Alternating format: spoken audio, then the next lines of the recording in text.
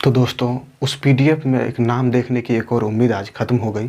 आज सीएचएसएल का रिज़ल्ट आता है और उस रिज़ल्ट के पीडीएफ में मेरा नाम नहीं था।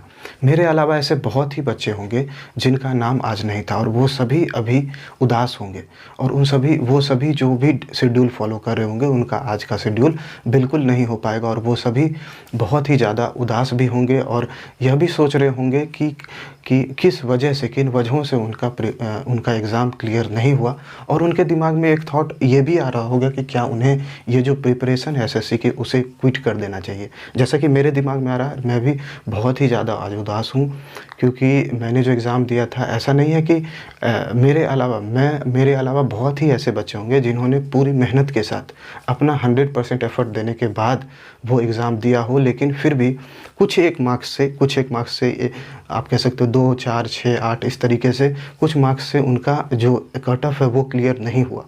तो वो सभी आज बहुत ज़्यादा उदास होंगे और उनके दिमाग में यही सब थॉट्स बार-बार चल रहे होंगे कि क्या उन्हें और आगे कंटिन्यू करना चाहिए या उसे क्विट कर देना चाहिए।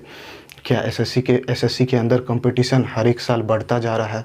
नेक्स्ट ईयर जो है एसएससी के कट ऑफ वो कुछ ज़्यादा ही होंगी और ये भी देख रहे हैं कि इस बार सीजीएल का जो कट ऑफ है वो आप देख सकते हो कि इतने ज़्यादा पोस्ट होने के बावजूद इतनी ज़्यादा कट ऑफ थी।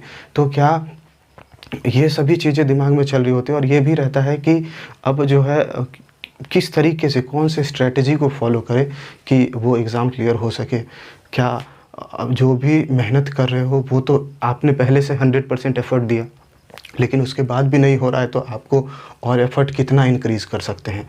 तो ये चीज़ें हैं, लेकिन ये भी है कि कुछ ऐसे भी बच्चे होंगे जिन्हें पता होगा कि उनकी क्या कमियाँ थी, कौन-कौन से पार्ट्स हैं जो वो करके नहीं कंप्लीट कर पाए। तो ये सभी चीज़ें होंगी, तो इन सभी पर ध्यान देना है, चीज़ों को इम्प्रूव करना है और ये जो है रिज़ल्ट ना हो ये तो पार्ट है, क्योंकि failures are part of life. इसके बिना तो आप सोच नहीं सकते।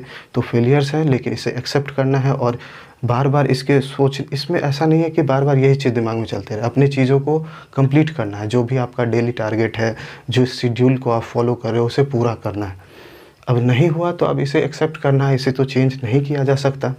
अगर चेंज कर सकते तो बिल्कुल चेंज कर देते, तो फिर अपने हिसाब से रिज़ल्ट कर देते, खुद को नंबर 1 पर कर देते, लेकिन ऐसा पॉसिबल नहीं है। अब यही चीज़ें हो सकती है कि जो पार्ट्स आपने कंप्लीट नहीं किए थे, जो पार्ट्स मैंने कंप्लीट नहीं किए थे, मुझे पता है कि मेरी क्या वीकनेसेस है। मुझे जीके जीएस पार्ट में और ज़्यादा चीज़ों को इम्प्रूव करना है और जो भी चीज़ें और कुछ ऐसे टॉपिक्स थे जिसे मैंने अवॉइड किए थे कि शायद ये चीज़ें एग्ज़ाम में नहीं आएँगी, और ऐसा नहीं होता है।